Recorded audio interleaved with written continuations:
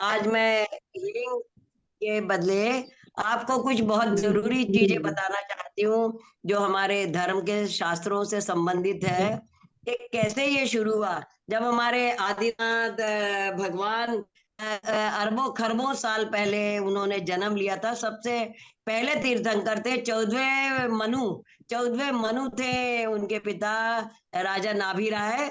तो नाल काटने की वो तब से उसके पहले तक के मतलब कल्प वृक्ष होते थे और पेड़ों से फल फूल मांग लिया जाता था, वस्त्र मांग लिए जाते थे, अनाज मांग लिया जाता, खाने पीने की सामग्री मांग ली जाती थी। फिर कल्प वृक्ष खत्म हो गए और क्या कहते हैं, उनके नाभि राय के दरबार में आदिनाथ भगवान का जन्म हुआ।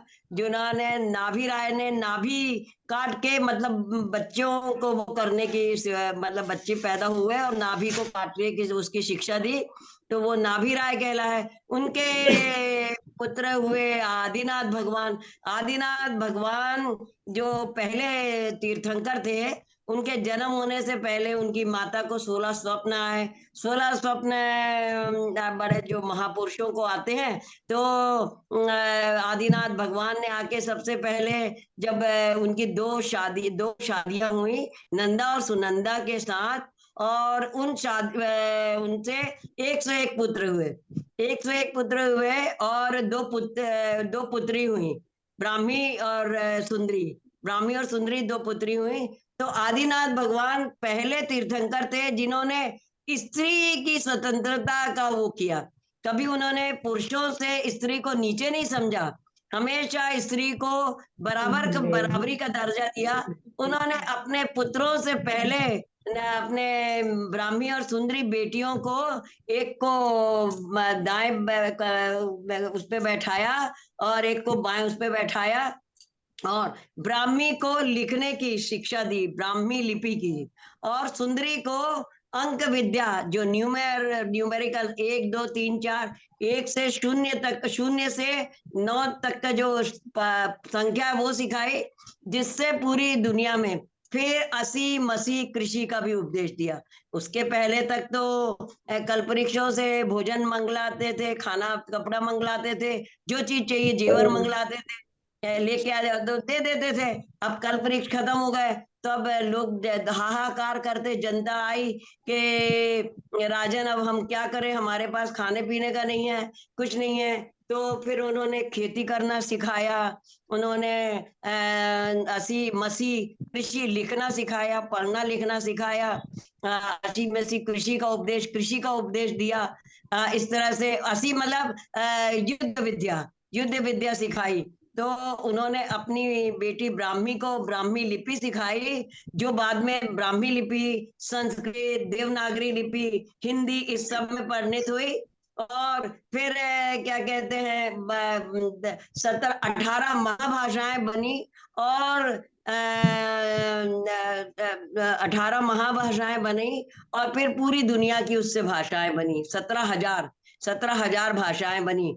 तो इस तरह से उन्होंने ज्ञान दिया। और फिर भगवान ने खेती करना, युद्ध विद्या, सारी ज्ञान आदिनाथ भगवान ने दिया। और उसके बाद उनके जो पुत्र हुए भरत जी के नाम पर इस देश का नाम भारत पड़ा, क्योंकि उनके सबसे ज्येष्ठ पुत्र थे, आदिनाथ भगवान के ज्येष्ठ पुत्र थे भरत, जिनके नाम से इस देश का नाम भारत पड़ा। है ना, जो मतलब जो अपनी आत्मा में रमन करता है, भा का मतलब है आत्मा का ओज, आत्मा के ओज में जो रमन करता है। क्योंकि हिंदुस्तान में ये प्रथा है, जो आत्मा का सोल का कॉन्सेप्ट हिंदुस्तान में ही है, विदेशों में सोल का कोई कॉन्सेप्ट नहीं है। तो आदिनाथ भगवान ने मतलब भरत के नाम से भारत पड़ा। और आदिनाथ भगवान ने 84 लाख पूर्व तक के जीवन था उनका, 84 लाख पूर्व का जीवन था। और इतने साल उन्होंने राज्य किया और पूरे विश्व में मतलब से शिक्षा को प्रचार प्रसार किया। उसके बाद 1,000 वर्ष पहले उन्होंने दीक्षा ली, और दीक्षा ली उन 1,000 वर्षों में मतलब प्रयाग में जाके अयोध्या में जन्म हुआ। हाँ, अयोध्या का महत्व हमारे लिए भी इसलिए है कि अयोध्या में आदिनाथ भगवान का जन्म हुआ, प्रथम तीर्थंकर। और उनके पुत्र भरत के नाम से भारत पड़ा देश। और फिर आदिनाथ भगवान ने 1000 वर्ष मतलब पहले दीक्षा ले ली, और प्रयाग में जाके दीक्षा ली। जो प्रयाग में दीक्षा ली उन्होंने, और प्रयाग में जाके दीक्षा लेकर वो उन्होंने वहां कैलाश पर्वत से मोक्ष प्राप्त किया। तो कैलाश पर 1000 वर्ष पहले सारी पूरे विश्व में धर्म का प्रचार प्रसार किया बहुत अच्छे से, और खूब सबको शिक्षा दी, सब प्रकार का वो दिया। उसके बाद उनके पुत्र भरत पहले चक्रवर्ती हुए, उन्होंने भी पूरे विश्व विजय करी। तो पूरे जितने भी म्लेच्छ खंड हैं, और जितने भी ये अच्छे वाले आर्य खंड हैं, आर्यों को भी, जो शिक्षित होते थे उस जमाने में उनको आर्य कहते थे, जो कम शिक्षित होते थे उनको म्लेच्छ खंड कहते, जहाँ शिक्षा का प्रचार प्रसार नहीं था। इसी तरह आदिनाथ भगवान ने 3 वर्ण बनाए थे, 3 वर्ण बनाए थे, क्षत्रिय, वैश्य और शूद्र। ऐसे 3 वर्ण बनाए थे कि जिससे कि जनता में जिस जिस ऐसे जन्म से नहीं होता था, इसमें कर्म से होता था। उन्होंने कर्म के अनुसार वर्ण व्यवस्था करी थी कि जो व्यक्ति जो काम कर सकता है उसको वो सौंपा जाए। तो आदिनाथ भगवान ने क्या कहते हैं, भरत जी ने एक और बनाया, क्योंकि जब भगवान की दिव्य ध्वनि खिरने लगी तो अब वो शिक्षा को कौन पहुंचाएगा जनता तक। तो भरत जी ने ये तीनों वर्णों में से जो होशियार होशियार लोग थे उनको चुन के और ब्राह्मण वर्ण बनाया। इस तरह से ये ब्राह्मण वर्ण बना, और फिर 4 वर्ण हो गए। तो फिर ब्राह्मणों को ये अधिकार, ये बताया कि भाई आप जो भगवान की शिक्षा दीक्षा है उसको पूरे दुनिया में, पहले सारे समाज में लोगों को फैलाओ, तब ये ब्राह्मण वर्ण बन गया। तो ब्राह्मण, क्षत्रिय और 4 वर्ण हो गए, शूद्र और ब्राह्मण, क्षत्रिय और वैश्य और शूद्र, 4 वर्ण हो गए। इस तरह से वर्ण मतलब कर्म के अनुसार उन्होंने धर्म को बांटा। अब आज के दिन का महत्व यह है कि आज के दिन जो है जो सूर्य है धरती के सबसे पास होता है। और आज का मकर संक्रांति का महत्व है कि आज के दिन सूर्य धरती के सबसे पास होता है। और सर्दी से गर्मी की ओर हम बढ़ते हैं, ओज की तरफ बढ़ते हैं, अंधकार से तमसोमा ज्योतिर्मय गमय, और मृत्युमा अमृतम गमय, मतलब अंधकार से प्रकाश की ओर बढ़ते हैं हम। और मतलब खूब इतने 4 महीने खूब ठंड पड़ जाती है। अब मकर संक्रांति के दिन से सूर्य जो है धनु राशि से मकर राशि में आने लगता है। और जब मकर राशि में आता है तो तिल तिल सूर्य की वो दिन बड़े होने लगते हैं। जब तिल तिल करके दिन बड़े होने लगते हैं, और इस समय देवी देवता भी जागृत हो जाते हैं, और वो सब काम करते हैं जो भगवान के 24 यक्षिणी और लक्ष्मी सरस्वती माँ है, वो सब देवी देवता जागृत हो जाते हैं। और हम अच्छे से भक्ति आराधना करते हैं, तो वो हमारी मदद करते हैं। और इस दिन से सारे काम, शादी ब्याह है, और ये जो क्या कहते हैं, मूर्तियों की स्थापना है, मंदिरों की स्थापना है, पंच कल्याणक आदि है, शादी ब्याह सब, मुंडन संस्कार आदि सब प्रारंभ हो जाते हैं। अब आज इस भरत जी, आदिनाथ भगवान की भी ऊंचाई बहुत थी, और उनके सभी पुत्रों, एक से एक पुत्रों की सभी की ऊंचाई बहुत थी। बस बाहुबली स्वामी जो थे उनकी ऊंचाई 550 धनुष थी, और बाकी सबकी ऊंचाई 500-500 धनुष थी। तो भरत जी की भी ऊंचाई 500 धनुष, यानी 500 धनुष यानी एक धनुष बराबर 4 फीट, यानी 2000 धनुष की ऊंचाई थी। तो बाहुबली स्वामी की ऊंचाई 2500 फीट थी, और बाकी सबकी ऊंचाई 2000 फीट थी। तो ऐसे 2000 फुट के भरत जी, और उनका था 84 खंड का महल। उनके 84 खंड के महल में आज के दिन भरत जी ऊपर चढ़ के, और इतनी चक्रवर्ती थे वो, बहुत मतलब महापुरुष थे। तो वो ऊपर 84 खंड के महल में ऊपर चढ़ते थे, और सूर्य में जो होता था, सूर्य में जो अकृत्रिम जिनालय होते थे, उनमें जो अकृत्रिम जिनबिंब होते थे, उनके दर्शन करते थे और उनके दर्शन करके साक्षात अष्ट द्रव्य से पूजा करते थे, अष्ट द्रव्य से पूजा करते थे। और आज के दिन का महत्व यही है कि आज के दिन जो ठंड से खत्म होती है और गर्मी थोड़ी थोड़ी शुरू होती है, तो गुड़ और तिल खाना चाहिए, खिचड़ी बना के खाना चाहिए, है ना। गुड़ और तिल और चावल, खिचड़ी और कपड़े लत्ते आदि दूसरों को दान भी देना चाहिए, जो गरीब हैं उनको दान भी देना चाहिए। तो ये आज के दिन का बहुत महत्व है। और इसके बाद जो आदिनाथ भगवान के मतलब बाद में भरत जी ने पूरे विश्व में इसको मतलब अब धर्म की वो करी और राज्यों को जीता सारे, अपने उसके उनको मतलब जीता और चक्रवर्ती, प्रथम चक्रवर्ती कहलाए, प्रथम चक्रवर्ती बने। और चक्रवर्ती बनने के बाद उन्होंने भी पूरे विश्व में आर्य खंड, शूद्र, सारे खंडों को, म्लेच्छ खंड सबको जीता और उसमें धर्म के इसको प्रचार प्रसार किया। अब ये जो बाद में इसी कुल में राजा मतलब दशरथ हुए, दशरथ के चार पुत्र हुए, चार पुत्र हुए। और आप सब लोग ज्वाइन कर लेना, है ना, रीज्वाइन कर लेना, तो ये पूरा और मैं नॉलेज वो कर दूंगी पूरा।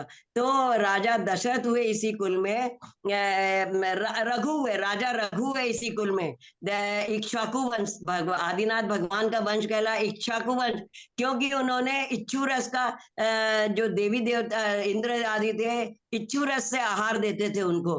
तो तीर्थंकरों का खाना पीना, कपड़े लगते, जेवर सब स्वर्ग से आते हैं, तो उनका भी खाना पीना सब स्वर्ग से आता था। तो पहला आहार पर प्रयाग में उसमें पहला आहार उनका उससे इच्छू रस से किया था हस्तिनापुर में। हस्तिनापुर में आदिनाथ भगवान को तो आहार वहां से आता था, पर फिर भी उन्होंने धर्म की दीक्षा, मतलब मुनि मुनि धर्म चले और कैसे जैन धर्म चले, कैसे चर्या, कैसे श्रावक बने, कैसे मुनि बने, उसके लिए उन्होंने इसकी शिक्षा दी। और इसलिए सबसे पहली बार आहार के लिए निकले तो 13 महीने तक उनके आहार नहीं हुए थे, है ना। उनको उस जमाने में कोई आहार की विधि जानता नहीं था। राजा श्रेयांश के यहाँ वो आखा तीज के यहाँ पहुंचते हैं, तब श्रेयांश को सपना आता है कि पूर्व भाव में तुम राजा वज्रजंग की पत्नी थी श्रीमती, तब तुमने अपने दो पुत्रों को, जो मुनि थे, जो स्वर्ग मार्ग से आए थे, उनको कैसे आहार दिया था, पड़गाहन करके, अत्रो अत्रो करके, 16 का भोजन बना के कैसे उनको आहार दिया था। इसी तरह से अब ये आए हैं और तुम पूर्व जन्म में इनकी पत्नी थे, अब ये आदिनाथ के रूप में आ रहे हैं। तो आदिनाथ भगवान ने धर्म की प्रथा चलाने के लिए 11 महीने बाद 13 महीने बाद हस्तिनापुर पहुंचे और हस्तिनापुर में उनको राजा श्रेयांश ने, राजा सोम ने और उनकी पत्नी ने पड़गाहन करके इच्छू रस का आहार दिया, तो इक्ष्वाकु वंश कहलाने लगा। अब इस इक्ष्वाकु वंश में बाद में रघु राजा हुए। रघु राजा जो तद्भव मोक्षगामी थे, अब तद्भव मोक्षगामी होने के कारण वो रघुकुल कहलाया। इसी कुल में रामचंद्र जी उत्पन्न हुए, जो रघुकुल कहते हैं अपन, तो इसी कुल में रामचंद्र जी उत्पन्न हुए। और रामचंद्र जी मतलब दशरथ जी के पुत्र, जो कौशल्या से उत्पन्न हुए रामचंद्र जी, और सुमित्रा से उत्पन्न हुए लक्ष्मण जी, और कैकई से उत्पन्न हुए तो शत्रुघ्न और भरत, राम लक्ष्मण, भरत और शत्रुघ्न कैकई से उत्पन्न हुए। तो इसी कुल में ये उत्पन्न हुए। और जब क्या कहते हैं ये छोटे थे, तो इनको गुरुकुल में विश्वामित्र के आश्रम में पढ़ने पढ़ने भेज दिया गया। तो रामचंद्र जी शुरू से अपने ज्ञानी थे बहुत, और बहुत मतलब सरल और सीधे थे और बहुत पुण्यात्मा थे। तो ये जहां भी जाते थे, इन्होंने जो दैत्यों का या जो बुरी शक्तियों का वो करा उनके जाते साथ। और जो एक वहां भी आश्रम में ले गए, तो उसने उन्होंने जो वो थी उनका भी उद्धार किया, जो पत्थर बन गई थी। तो ये वो किया। और जब ये गुरुकुल से वापस आए अपने वहां घर में, वापस आए लौट के अपनी शिक्षा ग्रहण करके, तो राजा दशरथ ने तय किया कि मेरा पुत्र वापस आ गए हैं और अब हम इनका वो करेंगे। तो भरत और शत्रुघ्न पिता से आज्ञा लेके वे अपने मामा के यहाँ चले गए कि हम इतने साल बाद आए हैं, अपने मामा से भी मिल के आ जाएं, मामा नाना से। और वो चले गए अपने वहां। और अब राम और लक्ष्मण बचे, सीता। हाँ, जब ये वहीं पे थे जंगल में, तो विश्वामित्र उनको राजा जनक के वहां ले गए। जो जनक की ने अपनी लड़की सीता का स्वयंवर रचा था। और सीता का स्वयंवर रचा, वहां पे वो था कि सीता जी ने उस धनुष को बचपन में ही उठा लिया था, जो शिव का धनुष था, जो बहुत, जो कोई उठा नहीं सकता था, उसको उठा लिया था। तो राजा जनक ने तय कर लिया था कि मेरी पुत्री सीता का विवाह उसी से होगा जो इस धनुष को उठा के इसमें इसकी प्रत्यंचा चढ़ा लेगा। तो मुनि मतलब वो उनके गुरु उनको वहां, सीता अभी घर नहीं पहुंचे थे वे, तो उनको वहां पे ले गए। जब राजा जनक के यहाँ जनकपुर में ले गए, और जनकपुर में जाके राम और लक्ष्मण भरत शत्रुघ्न सब गए। वहां रावण भी आया हुआ था। तो पर किसी से भी वो धनुष उठाया नहीं गया, प्रत्यंचा चढ़ाई नहीं गई। और रामचंद्र जी ने एक क्षण में ही धनुष उठा के उसकी प्रत्यंचा चढ़ा दी। वो बहुत विशाल धनुष, ब्रह्म धनुष था, शिव धनुष था, जो भी उसको बोलो, बहुत महान धनुष था। वो कोई बहुत पुण्यात्मा ही उठा सकता था। और रामचंद्र जी जो थे बलभद्र थे, है ना। लक्ष्मण जी जो थे नारायण थे। रामचंद्र जी बलभद्र थे, लक्ष्मण जी नारायण थे। तो जब इन्होंने उठाया, तो राजा जनक ने सीता जी से इनकी शादी करी, और इनके तीनों भाइयों से भी, सीता जी की तीनों बहनों की, उर्मिला, उर्वशी और एक और, जो उनकी शादी हो गई। तो चारों को ब्याह करके ये लोग अपने घर वापस आए। घर वापस आए तो भरत और शत्रुघ्न वहां अपने मामा के यहाँ मिलने पहुंच गए। और राजा दशरथ ने इनको अपनी राजगद्दी, मतलब अपने सिंहासन देने का वो कर लिया उनसे प्रण, कि मैं मेरे राम की राजगद्दी होगी, सिंहासन दूंगा मैं उसको। तो अब मेरे बदले वो राज्य करेगा। तो उसी समय जो मंथरा थी, कैकई की दासी, उसने उनको बोला कि कैसी तू भरत को दिलवा दी नहीं राज, और तेरे दो वर थे, वो वर मांग ले तू, तो वर क्यों नहीं मांगती है तू। तो इस तरह से जो भी वो कथा हुई, तो कैकई ने मांगा उनसे भरत को राज्य और राम को 14 वर्ष का वनवास। तो रामचंद्र जी ने सहज स्वीकार कर लिया, और सीता और लक्ष्मण भी उनके साथ जाने तैयार हो गए, और वो 14 वर्ष के लिए वन में चले गए। और फिर वापस आए 14 वर्ष बाद दिवाली पर। तो हम लोग भी दिवाली इसलिए मनाते हैं, महावीर स्वामी का निर्वाण हुआ और रामचंद्र जी की अयोध्या में वापस हुई। तो ये वही अयोध्या है। आज सब जगह रामचंद्र जी का वो जा रहा है, गाया जा रहा है। तो ये रामचंद्र जी उसी इक्ष्वाकु वंश, आदिनाथ भगवान के वंशज, रघुकुल के, रघु के वंशज, और भरत जी के वंशज रामचंद्र जी हैं। और जब रामचंद्र जी ने वो राज्य किया, तो उसके बाद उनका मोक्ष भी हुआ।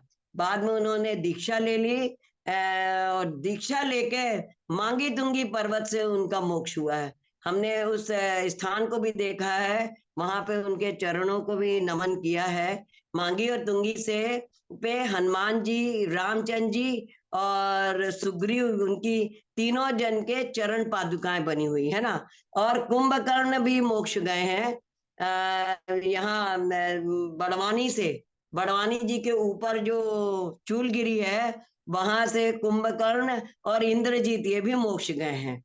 अब थोड़ी मान्यता सब में अलग हो सकती है, पर हम सब रामचंद्र जी को मानते हैं, राम का सम्मान करते हैं, राम की शिक्षा, और रामचंद्र जी जैसा आदर्श उन्होंने स्थापित की